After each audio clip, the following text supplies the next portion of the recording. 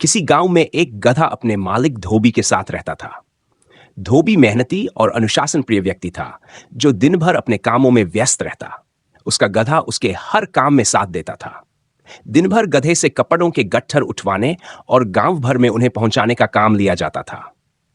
गधा इस बात से खुश था कि काम के बाद रात को उसे आजादी मिल जाती थी।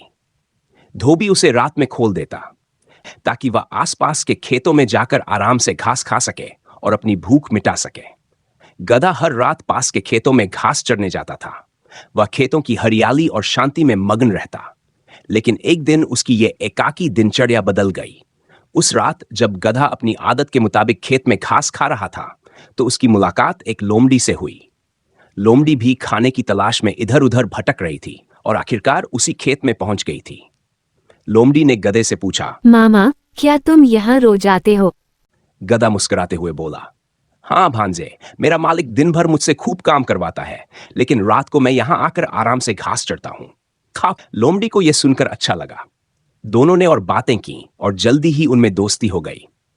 उस रात से गधा और लोमड़ी हर रोज साथ मिलकर घास चरने लगे।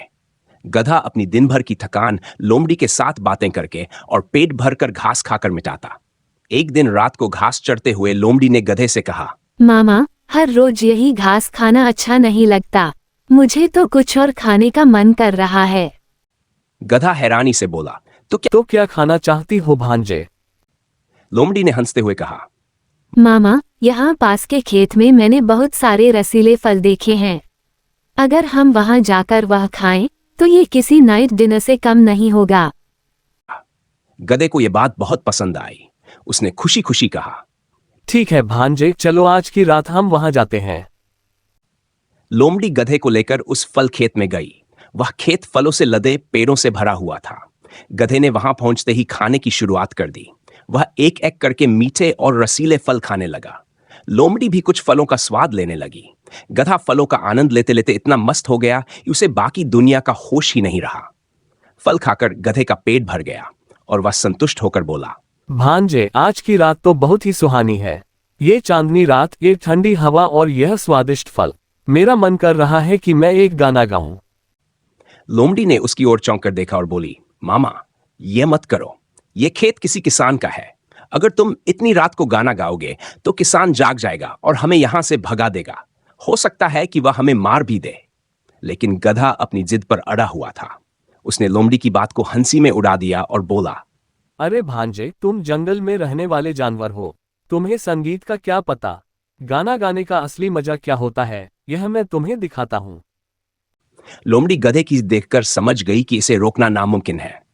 उसने चतुराई से कहा, ठीक है मामा, आप गाना गाओ, लेकिन मैं थोड़ी दूर जाकर झाड़ियों में छुप जाती हूँ। वहां से मैं किसानों के आने की खबर आपको दूंगी।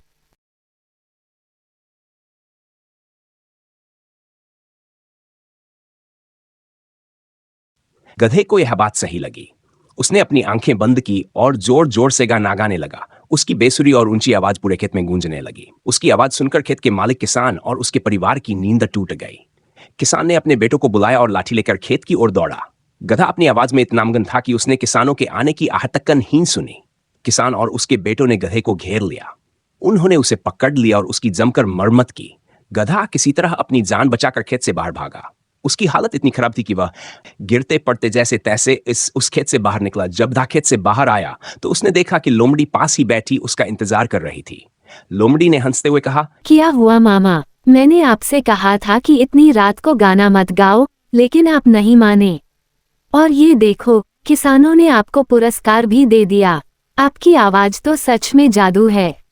गधा शर्मिंदा हो गया। उसने सिर झुकाकर कहा, भांजे, तुम सही थे।